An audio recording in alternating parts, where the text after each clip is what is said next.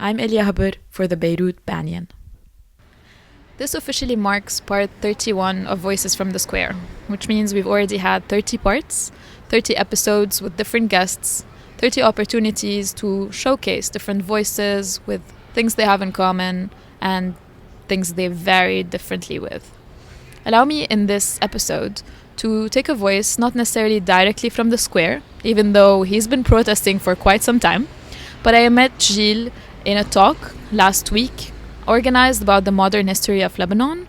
He went through the different phases, different circumstances and contexts from the 1700s up until the 1945 era. However, Gilles, by a profession, is an architect, and he only studied history as a side gig, if you want to say. He went to the Sorbonne and delved into the topic because he really finds value in looking back at this time. Here's our conversation.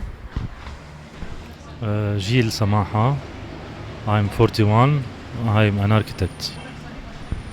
Gilles, we met last week formally when you were giving a talk at a friend's space about the modern history of Lebanon. So it spanned the time between 1800s, I guess, and 1945.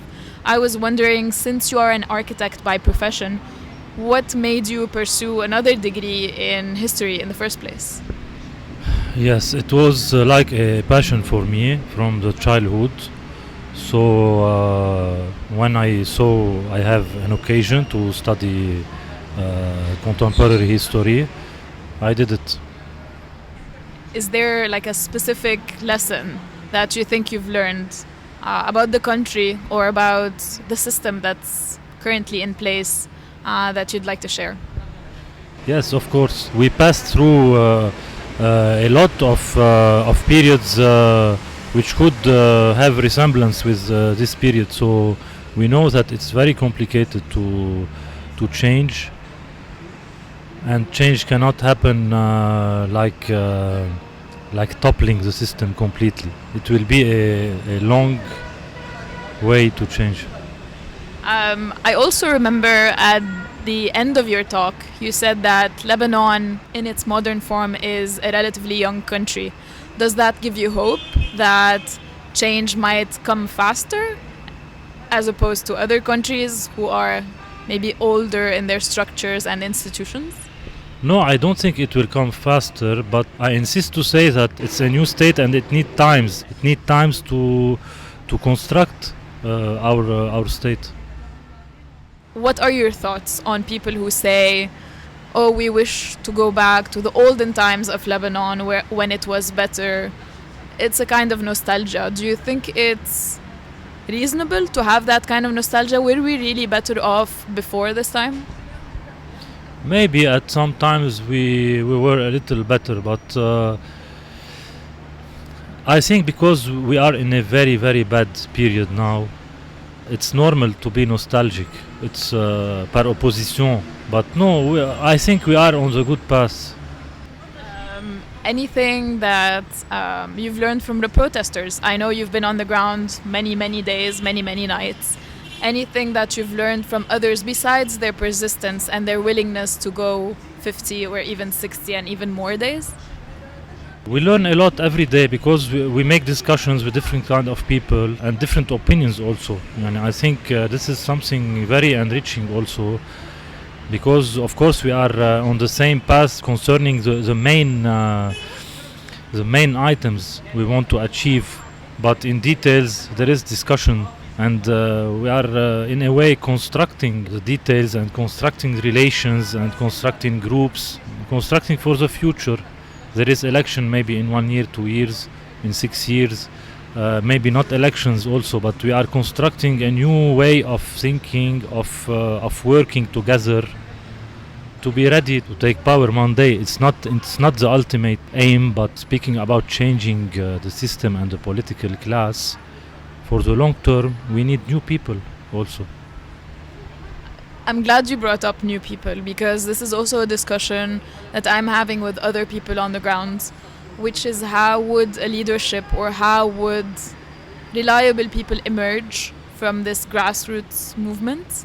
What are your thoughts on that? Do you think From the last protests, the garbage protests, you think in 2015, are there any lessons to be learned about putting people forward to lead specific movements? Is this why people are more hesitant now to be self-proclaimed leaders?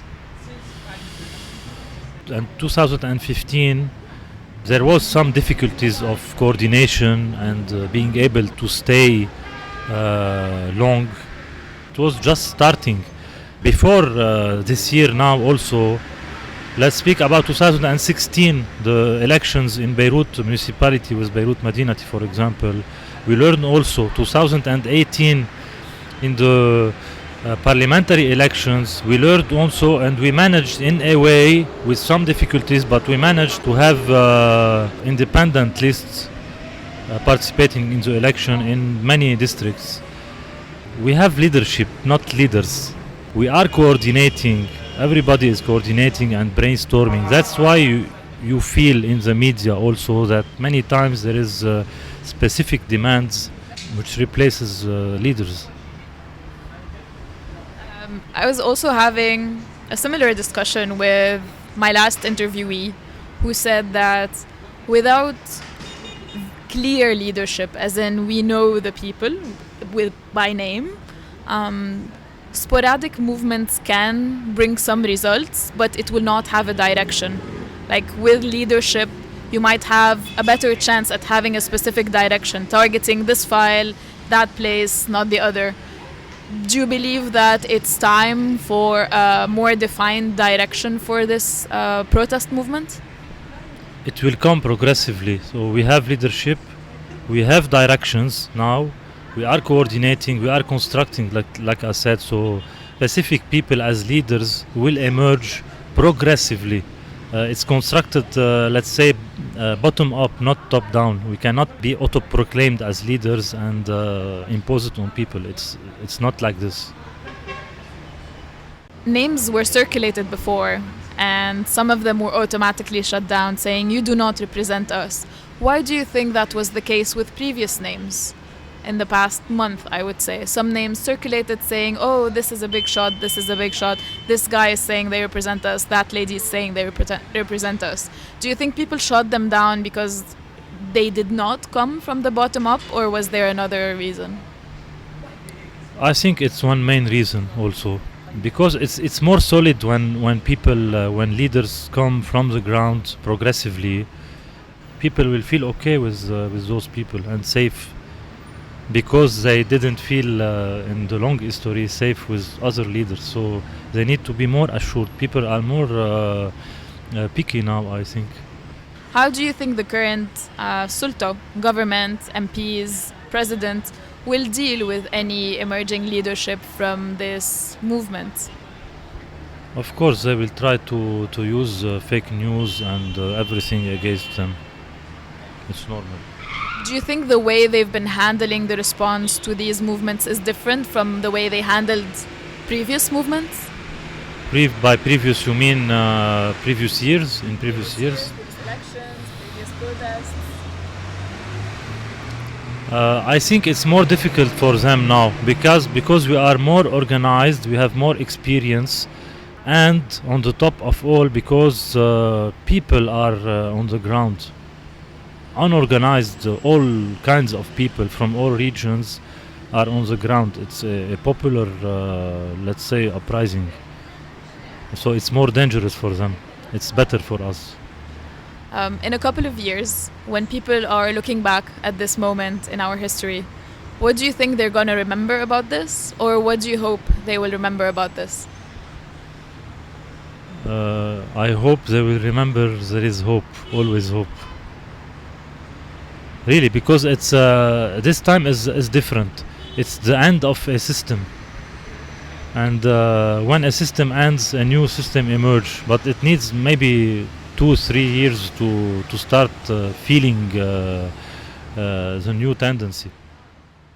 Elia Haber signing off from Martyrs Square for the Beirut Banyan.